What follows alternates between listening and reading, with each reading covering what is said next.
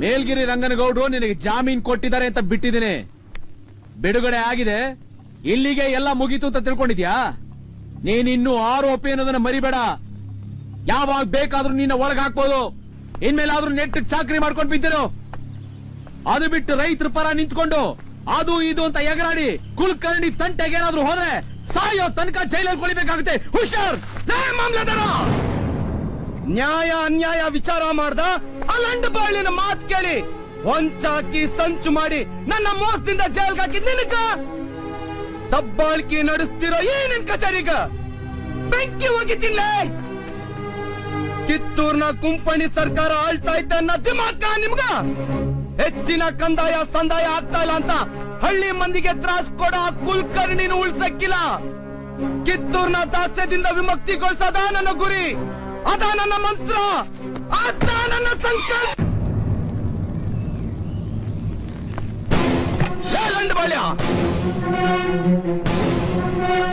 ರಾಯಣ್ಣ ರಾಯಣ್ಣ ರಾಯಣ್ಣ, ಊರಿನ ಕುಲಕರ್ಣಿಯರಂದ್ರ ಊರಿಗೆ ತಂದೆ ತಾಯಿ ಇದ್ದಂಗಪ್ಪ. ರಾಯಣ್ಣ, ನಾವ್ ಅವ್ರ ಕೈ ಕೆಳಗಿನ ಚಾಕ್ರಿದಾರು, ಅವ್ರು ಹೇಳ್ದಂಗ್ ಕೇಳ್ಬೇಕು. ವೈನಿ, ಅಭಿಮಾನ ಮಾರ್ಕೊಂಡು ಮರ್ಯಾದೆ ಕಳ್ಕೊಂಡು ಬಾಳ್ವಿ ಮಾಡೋ ಮನ್ಸು ನನಗಿಲ್ಲ.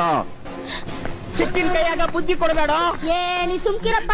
ಗುಲಾಮರ ಜೊತೆ ಯಾಕೆ ಮಾತಾಡ್ತಿ? ಆ ಕುಲಕರ್ಣಿನ ಒಂದ್ ಕೈ ನೋಡೇ ಬಿಡೋಣ. ಕಾಕ ನಾನು ಬರ್ತೀನಿ.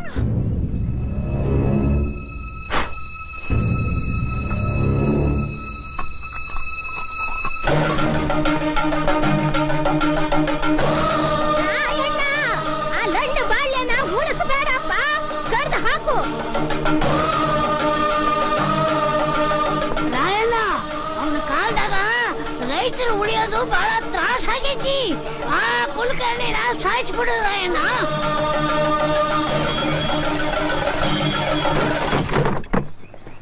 ಲಂಡ ಬಾಳ್ಯ,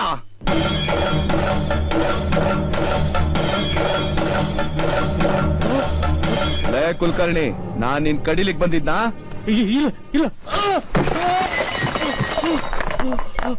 ಯಾಕೆ ಸುಳ್ಳು ಹೇಳಿ ನನಗ ಜೈಲಿಗೆ ಸೇರಿಸ್ದಿ? ನಾ ಇಲ್ದಿದ್ ವೇಳ ಆಗ ನಮ್ಮವ್ವನ್ ಡುಬ್ಬದ ಮ್ಯಾಲ ಬೀಸೋ ಕಲ್ ಯಾಕೆ ಏರಿಸ್ದಿ?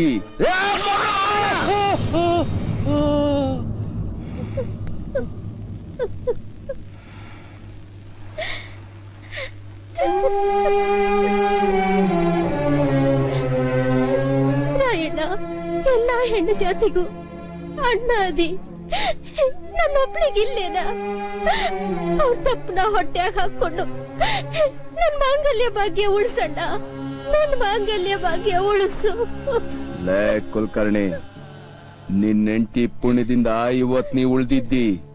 ಇನ್ ಮುಂದೆ ಒಳ್ಳೆ ಬುದ್ಧಿ ಕಲ್ತು ಬದುಕಿದ್ರ ಬದುಕ್ತಿ, ಇಲ್ಲ ಅಂದ್ರ ಸಾಯ್ತಿ ಮಗನ. ಆತಪ್ಪ, ಹೇಳ್ದಾಗ ಮಾಡ್ತೀನಿ.